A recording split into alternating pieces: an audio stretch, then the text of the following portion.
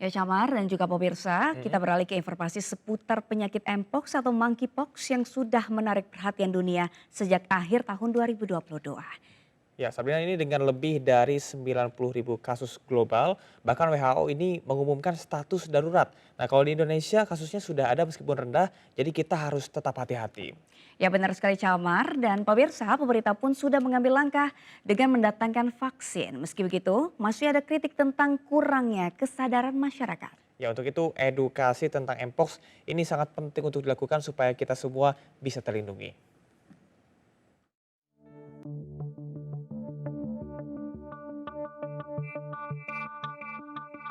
Sejak akhir 2022, penyakit Mpox atau Monkeypox menarik perhatian dunia dengan lebih dari 90.000 kasus yang dilaporkan secara global. Organisasi Kesehatan Dunia WHO mengumumkan status darurat kesehatan masyarakat.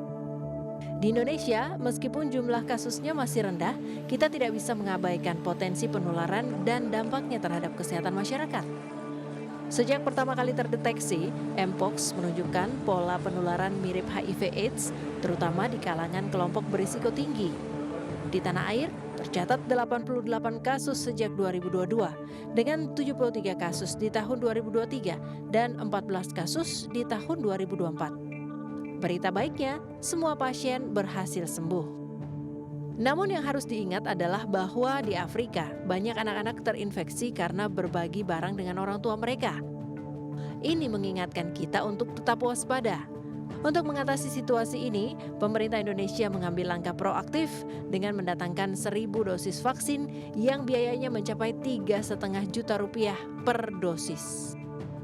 Vaksinasinya sudah ada, sedang kita datangkan, tapi sekali lagi karena vaksinnya ini harga yang mahal, ya, sekitar 3,5 jutaan satu, kita berikan ini ke yang berisiko tinggi, petugas lab, petugas kesehatan, sama orang-orang yang tadi berisiko di daerah-daerah yang memang sudah ada outbreak-nya. Karena adanya baru di Jawa dan di Kepulauan Riau. Obat-obatan rumah sakit sudah kita persiapkan, nah teman-teman wartawan bisa bantu mengedukasi masyarakat.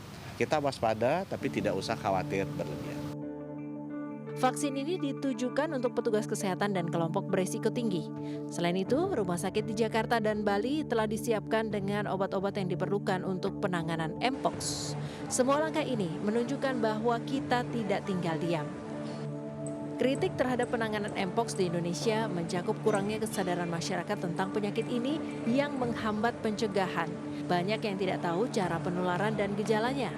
Meskipun vaksin tersedia, jumlahnya mungkin tidak cukup dan distribusinya juga tidak merata. Fokus pada kelompok berisiko tinggi dapat membuat masyarakat umum merasa diabaikan, padahal penularan bisa terjadi di luar kelompok tersebut. Respon terhadap kasus baru juga perlu ditingkatkan untuk mencegah keterlambatan deteksi. Selain itu, stigma dan diskriminasi dapat menghalangi orang untuk mencari pengobatan, memperburuk penyebaran penyakit.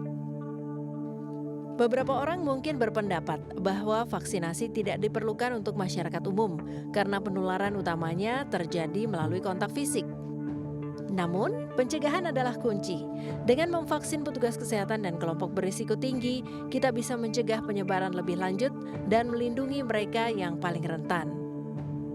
Selain itu, langkah-langkah pengawasan kesehatan yang ketat seperti penggunaan electronic surveillance card dan mesin PCR menunjukkan komitmen pemerintah untuk mengendalikan penyebaran penyakit ini. Edukasi tentang Mpox dan penularannya sangat penting agar kita semua memahami risiko dan cara melindungi diri. Dari Jakarta, Esra Ambarita, Yudi Permana, iNews melaporkan.